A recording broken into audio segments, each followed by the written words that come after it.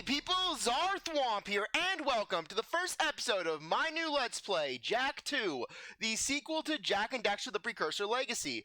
Though, as you could tell from that intro, this game is a far cry from what its predecessor was like. Instead of being just this fantasy platformer game, you get Jak 2 basically trying to take on a grittier, more mature take on the series. And the reason for that is because, just like with Sly 1 to Sly 2, the developers, they wanted to basically adapt to the ever-growing popularity of the GTA series. So, basically, they decided to essentially lean more towards the adult aspects, which basically made it where this game was definitely a don't judge it by its cover sort of thing, because if you looked at the cover of this game, basically, it definitely screamed out edgy, because basically, you look at the title, you look at the cover of this game, you look at the box art of this game, and you see that instead of, unlike Jak 1, where you had this idyllic sort of town, this island setting, and then you had Jak and Daxter standing triumphantly, you had it where Jak 2, basically, you had it where Jak was standing, basically, just angry, holding a gun, Daxter's glaring like he just didn't get his morning coffee, just on this dark bluish background. And then you look to the left of the game, and you see in the upper left-hand corner in these panels, you see basically Dark Jak, basically just glaring, purple electricity coming from him, Jak riding on a Zoomer. Then you basically get voluptuous woman right below him. Basically, they're like, yeah, we got voluptuous women. Then you got guy with a big gun. And then at the very bottom, you had Jak and Daxter diving.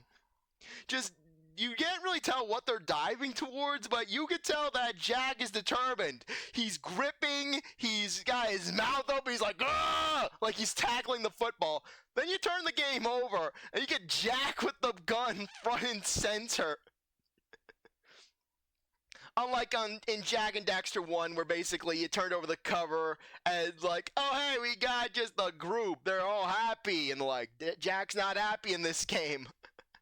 But despite the edgy appearance that you get off first glance, I would say that out of the 3 games in the Jak and Daxter trilogy, this one arguably has the best story. Seriously, I love the story in this game.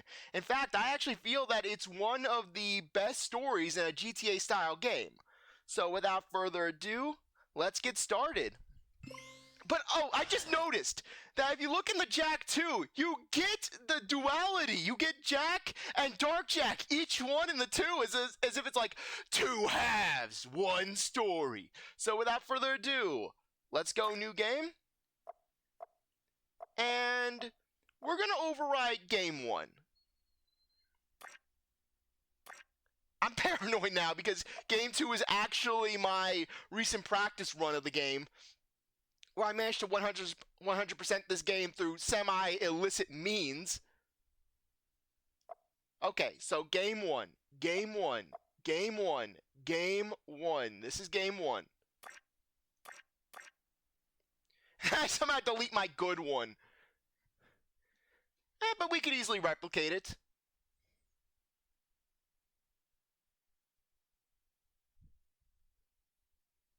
For every age, there is a time of trial. The rocks faced such a fire before they were the strength beneath our feet. The plants braved vast winds before their roots could give us life. As a sage of considerable years, I have known only one such great ordeal. Yet the hero it created was a champion for all time. Today's the big day, Jak. I hope you are prepared for whatever happens. I think I figured out most of this machine. It interacts somehow with that large precursor ring. I just hope we didn't break anything moving it here to the lab. Easy for you to say. We did all the heavy lifting. Daxter, don't touch anything! Though the precursors vanished long ago, the artifacts they left behind can still do great harm.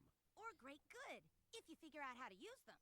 I've had some experience with such things. I know you can make it work. Looks like Jak still got the mojo. Interesting. It appears to be reading out some preset coordinates.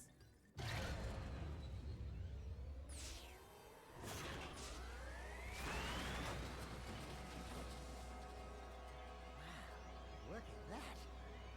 Finally, the last rift gate has been opened. What are those things?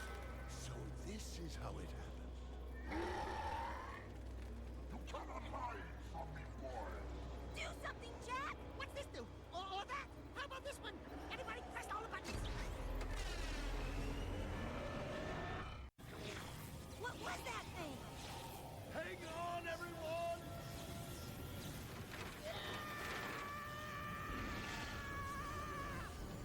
I want on this thing! Find yourself, Jack!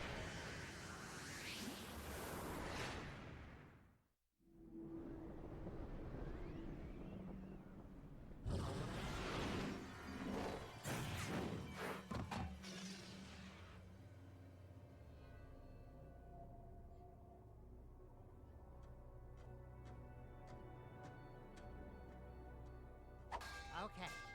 I swear, that's the last time I ever touch any stupid precursor crap! There he is. Move in. Step away from the animal. Ah! Forget the rat. The Baron wants him. We've been waiting for you. Don't worry, Jack. I'll save you before you know it.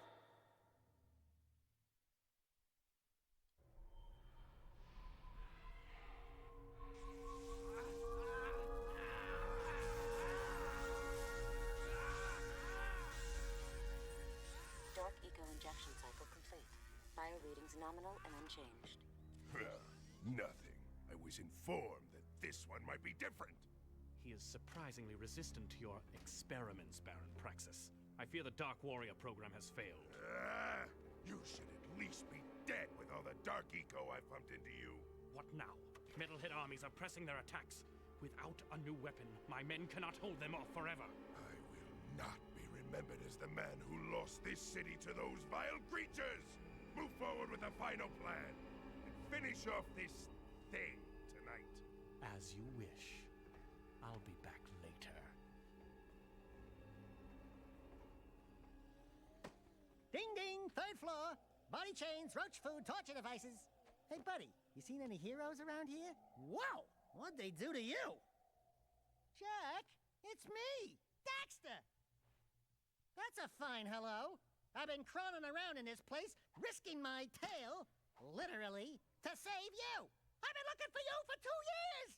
Say something, just this once. I'm gonna kill Praxis! Right now, we gotta get you out of here. Just let me figure out how to open the security locks on the chair so I can... you can do it. Jack, easy now. Easy, buddy. It's your old pal Daxter, remember? Daxter? What the heck was that? Sheesh! Remind me not to piss you off. Come on, tall, dark, and gruesome. We're out of here. I brought you some new threads. Put them on. Yeah, as you can see, Jack 1, it starts off with, oh, Daxter turned into an ottsel. Collect 20 power cells. We're gonna fix you, Daxter. And then this game, Jack gets brutally experimented on for 2 years, and the first words that come out of his mouth, I'm gonna kill Praxis! So anyways, even though the tone has changed, the controls haven't. Where basically, you have it where you can run around with the analog stick, you can basically punch with the square button, circle button basically lets you do a spin, if you punch and then jump, you can basically do an uppercut, you can double jump and jump by pressing the X button, you can crouch with L1, and basically you can uppercut by pressing the square button, you can do a high jump, you can also do a ground pound, having it blow on my controller, by pressing the square button while in the air. And yeah, for the most part, things are going to be very similar to what we saw in the first game as far as general movement is concerned. Okay, first off, I'm going to go in, Going to decrease the SFX. Come on, 74. Yep, there we are. Yeah, one thing I don't like is just how some games just, you do a new game setting, it's like, oh hey, you never played the game before. We're gonna reset all the settings.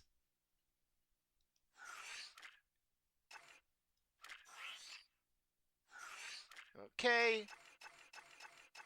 There should be a general options. Sorry about this. Come on. I want to see if I can turn off the vibration. Game options. There we go. There we go. Okay, yep, we have subtitles and vibrations. Turn off the vibrations. Ugh, never liked vibrations too much. But okay, anyways. Over there, you'll see a Precursor orb.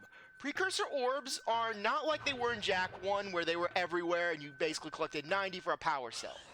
Instead, Precursor orbs are used to unlock secrets. Though the thing is this, is that secrets, they're really not that worth it. And you only really have to collect all the orbs in one file in order to reap their effects basically all throughout. So we're not going to be going for orbs.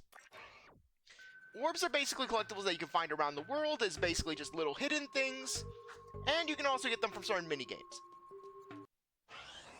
Now this game also has a map, where each area has its own map where you can basically see where you need to go. As you explore more areas, you basically color in the map. Though I have to say, it's not as useful as the maps in the Ratchet and Clank series. Do you remember how to jump? Another thing about this game is that it can be a little on the darker side. So, pardon if I basically get a little lost here and there.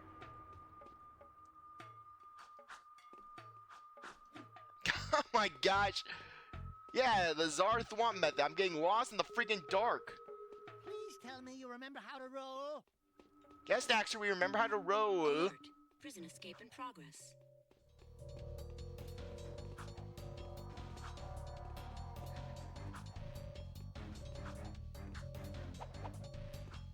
Come on, come on. Get us out, Jak. Get us out. That's a high ledge. Try jumping once, then jump again while in the air to reach that one. There are lots of Crimson Guard crates lying around for the taking. Break that crate. You are in a restricted sector.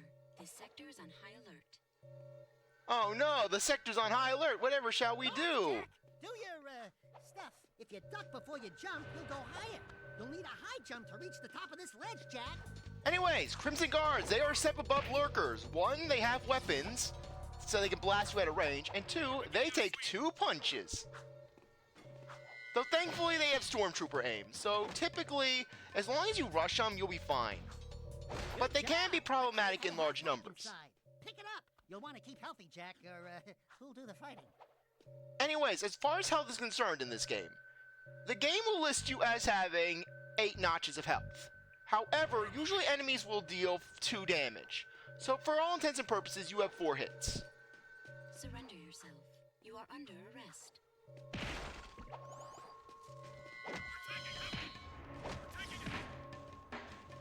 You can get a longer jump by rolling into it. We have movement on level 1. Go, go, go! First death of the game! Jak couldn't handle the stress of the escape.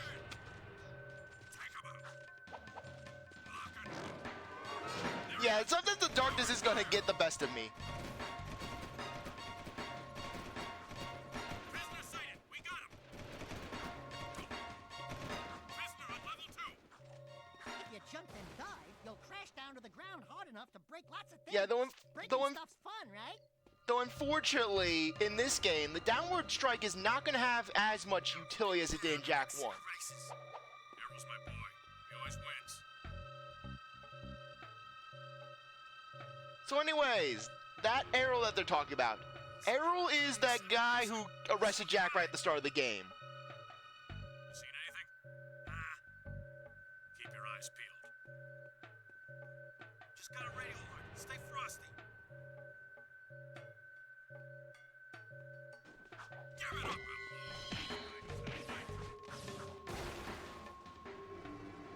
There is no escape.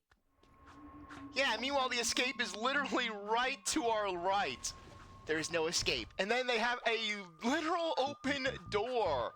A literal hatch that's open. There's no escape.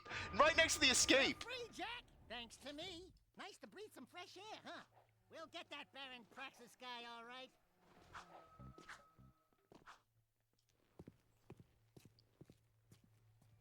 Hello, strangers. My name is Core. May I help? You look like a reasonably smart man. I want information. Where the hell am I? Sorry. He's new to the whole conversation thing. Well, my angry young friend, you are a guest of His Majesty Baron Praxis, the ruler of glorious Haven City. I was just a guest in the good Baron's prison.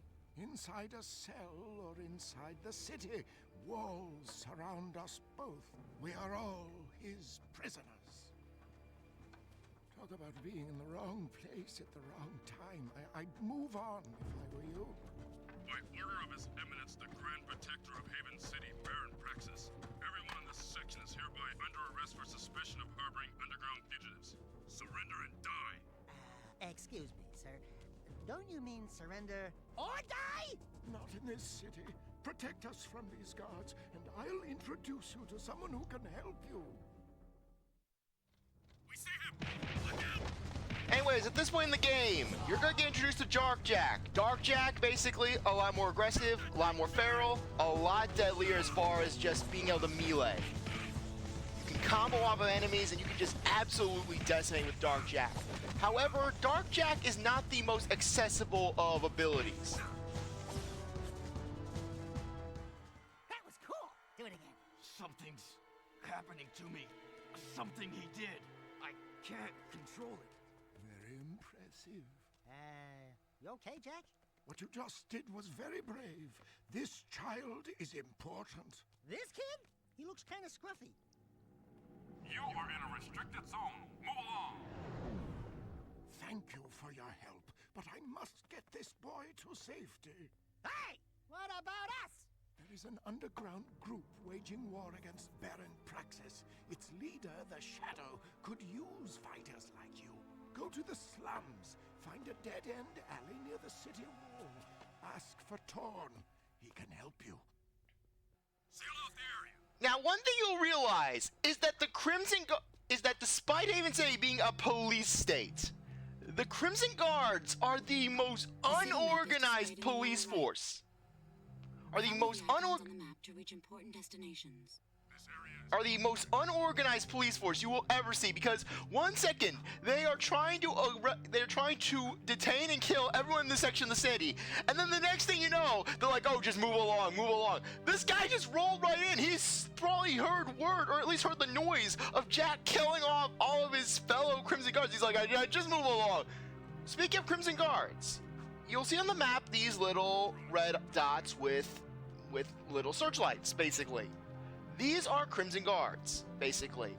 By default, they will be completely ambivalent towards you. They will not attack you. They will not basically give you the time of day. But if you attack them, you will enter a state known as Red Alert. Basically, there are two stages of Red Alert, despite them essentially looking the same. If you merely attack a Crimson Guard on the street, you will get level 1. This means that any Crimson Guards on the ground will try to go after you. They'll try to shoot you. They'll try to kill you. Just stay away from them. You'll be fine. But a level 2 involves you stealing a Crimson Guard's vehicle or blowing it up. Basically, what this entails, every Crimson Guard will be gunning for your ass. So yeah, basically, and it is a lot harder to get out of it. So, believe it or not, despite Zoomers being a primary form of transportation, they are not all that useful. So basically, Zoomers in this game are a far cry from Jak 1. In Jak 1, they were very tight, the Zoomer controls were very tight, and it was a whole lot of fun. However, in this game, while the Zoomer is great for speed, it's not the best as far as turning and durability. Now, this may seem a little unfair since I'm using a double Zoomer, please. And we're already in Red Alert. See, that's the thing. These Zoomers, you cannot really move all that fast because of all the NPCs going around in Zoomers. The turning is not all that good. The durability is not all that good. The braking's not all that good. Essentially, these are purely for, oh, hey, I have to get around because I have to get around. Or I need to attack a skyward target. So normally you're better off just being on foot, unless you really, really, really need a zoomer. So in regards to this game, I'm going to tell you a little story about this game once we get to our next mission destination, and basically we start there. Because the next mission destination is not all that far off. We're just heading towards that knife. A knife mission represents, hey, you're dealing with a mission for the underground. As you can see, because we just simply bumped a Crimson Guard, that red alert was relatively tame. We're looking for a guy named Torn. Core sent us. Are you Torn? Maybe this guy's a new, like you used to be. New faces make me nervous. Word is you're out to join the fight for the city. You know, picking the wrong side could be unhealthy. We want to see the Shadow. Not likely. If you want to join something, why don't you and your pet go join the circus? Unless you've got the fur for a really tough task. Steal the Baron's banner from the top of the ruined tower and bring it back to me. Then, maybe we'll talk.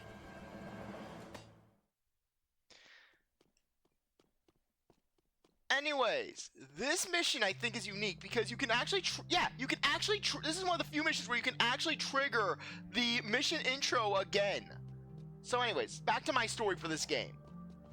Recently, in early December, early December, early January, that sort of time range, I finally bought Jak X at a retro game store in my area. And I was excited because I'm like, okay, I finally have the 4 PS2 Jak games.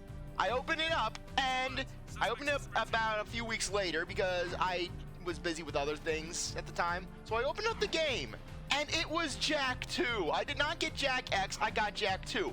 I have the Jak X box, but I have a Jak 2 game inside of it. But when it comes to that game store, basically, there's just been off things. For example, that game store sold me a possessed video game. I am not kidding you. I'm not talking about just, oh, hey, it was the creepypasta, I put the game in, and it was just, and I saw hyper-realistic blood. No. Basically, at this game store, I bought a game known as Evolution's World because I'd never seen it before. It looked cool, and I bought it. But all throughout the time that I had it in my possession, I felt a weird, evil energy from it. I mean, a legit sinister energy from it that was just making the hairs on the back of my neck just stand up, that sort of thing. Leaving city safe zone. And it was just absolutely nerve-wracking when I had that game. I never even played it. It was just freaking me out because of just the energy I was feeling. It was like someone was watching me. It was like someone was glaring at me with malicious. And so I take that game back, and the feeling's gone, but that evil energy, it's still in that game store. Well, those people know that they're in possession of the haunted Evolution's world.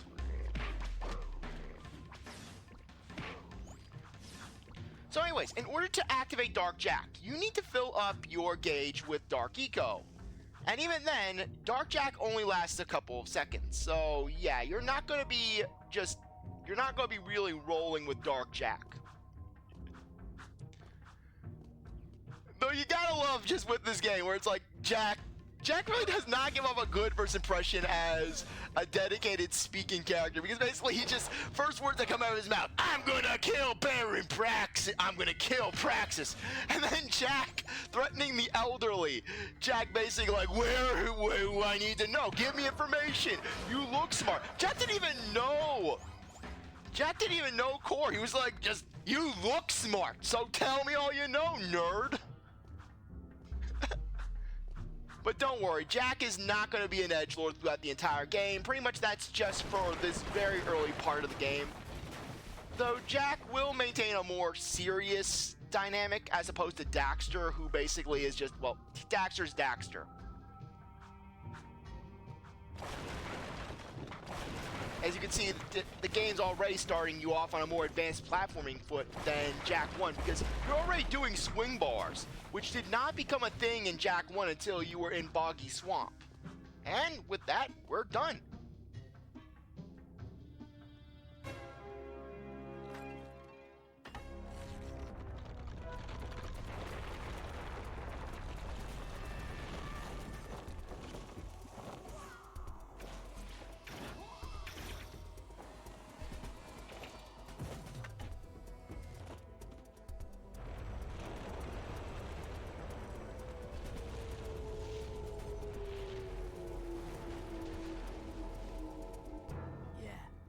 guess you guys are in.